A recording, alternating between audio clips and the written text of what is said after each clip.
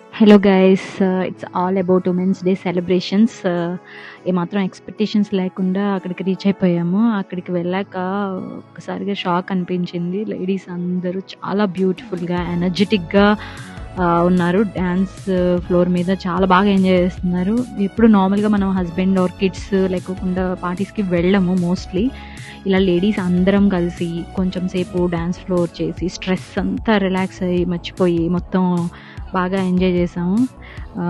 Normal లైఫ్లో ఎంత బిజీగా ఉంటాం, ఎప్పుడు వర్క్ అంతా ఉంటుంది. మనకంటూ మనం స్పెషల్గా ఒక 1 డే ఇలా రిలాక్సేషన్ ఇచ్చుకోవడానికి ఎంత బాగుందో అనిపించింది. చాలా బాగా రిలాక్స్ అయ్యాము.